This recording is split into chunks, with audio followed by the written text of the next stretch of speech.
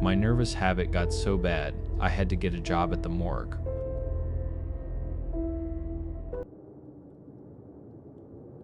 You feel that thing in your leg, right? That low electric hum that builds until you have to bounce it just to bleed off the pressure.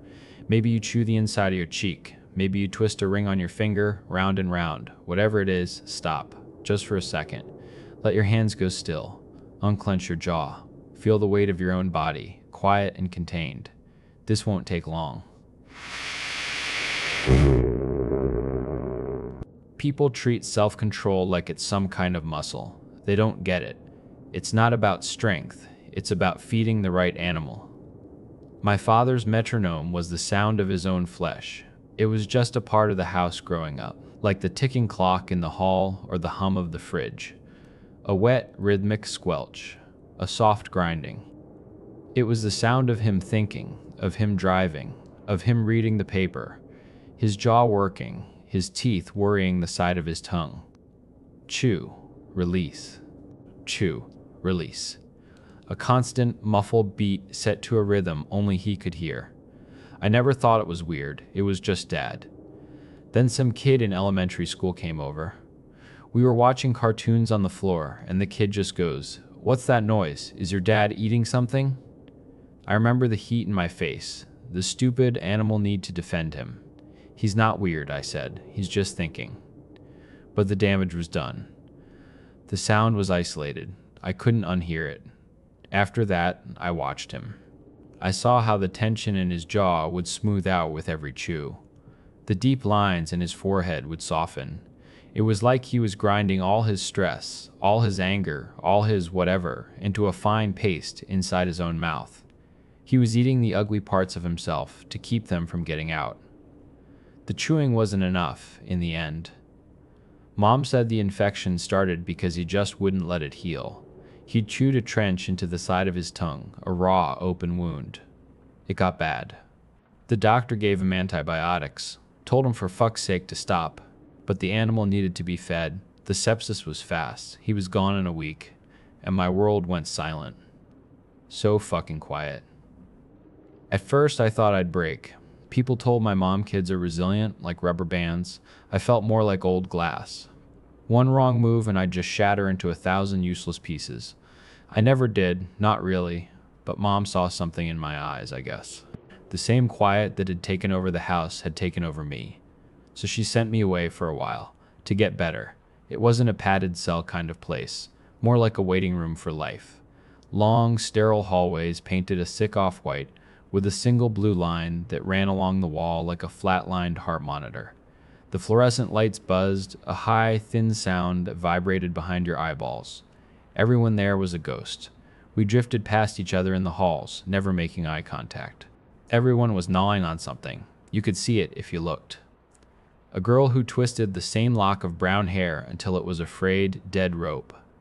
A boy who constantly scraped his fingernails over the skin of his forearms, not hard enough to draw blood, just enough to leave white trails.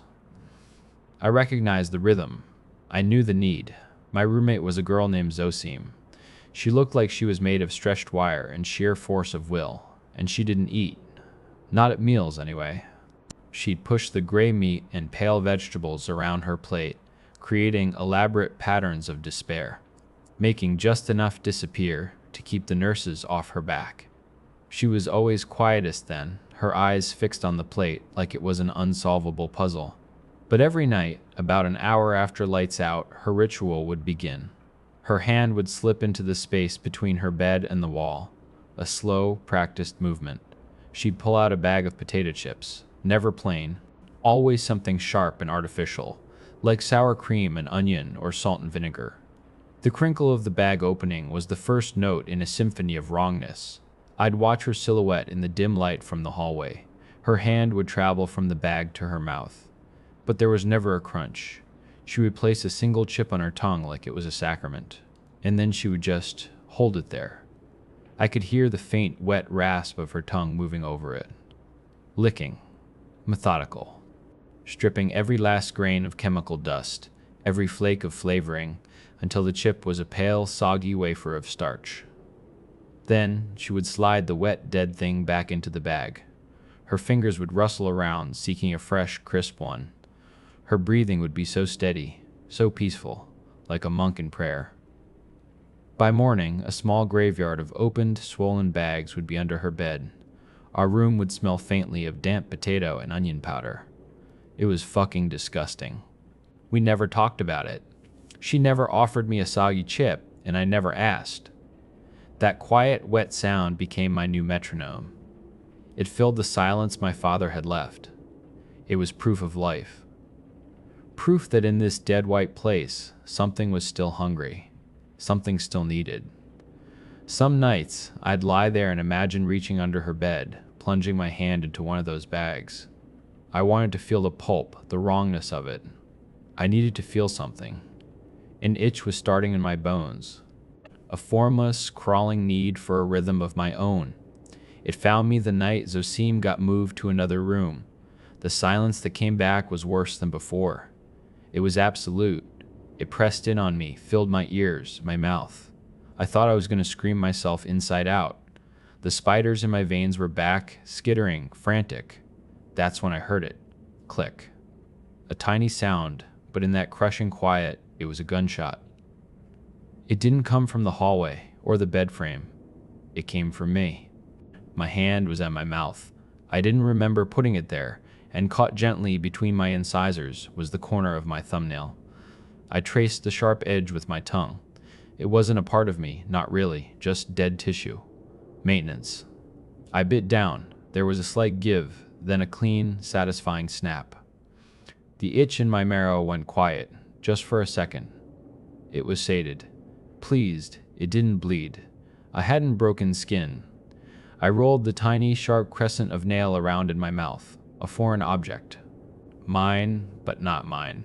I waited for disgust to rise up in my throat, for my body to reject it. Nothing. I tucked it against my gum, and, for the first time in months, I slept through the night. Habits are polite, they don't barge in. They start with a flake here, a corner there, just tidying up. You tell yourself it's nothing. You tell yourself you're in control. I went home eventually. Life started up again. School, jobs, apartments, girlfriends. But the habit stayed. A little nibble when I was thinking. A bigger one when I was stressed. My hands were always near my face, a constant, unconscious comfort. The fingernails went first. Bitten down to the quick, the skin around them puffy and red. Then the skin itself, calloused and numb. When there was nothing left there, I found my toenails. You'd be surprised how flexible you can get when the itch demands it. How proud you feel when you find a new angle, a new way to dismantle yourself. When those were gone too, smooth and pink and useless, the quiet came back. And the itch. Life doesn't stop just because you've run out of parts of yourself to consume. I got a job at the county morgue. The pay was good and it was quiet. I worked nights. Cleaning, prepping, paperwork. Most nights, I was alone. It happened on an in-between night. My hands were a mess of healing scabs, my toes still too tender. The itch was a physical pressure behind my eyes. I was dusting the stainless steel counters, and on the slab next to me was a Jane Doe.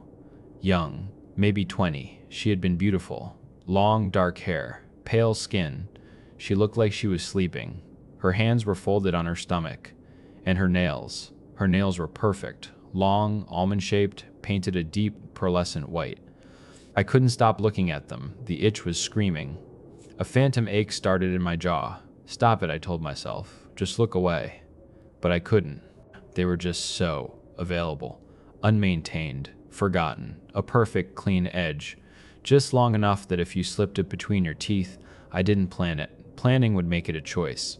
It wasn't a choice. It was a mercy. For me. Her skin was cold, like touching marble. It didn't feel human. I lifted her left hand. It was stiff, but I held it gently, like you'd hold a lover's. I brought her thumb to my mouth, pressed the nail against my mouth, pressed the nail against my front teeth. I waited, for the alarm bell in my head, for the part of me that was still human to scream. It never came. The nail bent. Then it cracked. And the relief. God, the relief was a religious experience. The cold, dead keratin gave way. A sharp snap in the warm wet of my mouth. The sound filled my head and drowned everything else out. I bit the tip clean off. It was thicker than mine, harder. I swirled it with my tongue, scraping the sharp edge against the roof of my mouth. I only took the tips, just enough to make them even, just enough to quiet the noise in my bones. I placed her hand back exactly as it was, proper, respectful. In the quiet, I almost thought she looked grateful. I told myself it was just once. A lapse. The stress, the quiet, the grief. But the itch doesn't lie.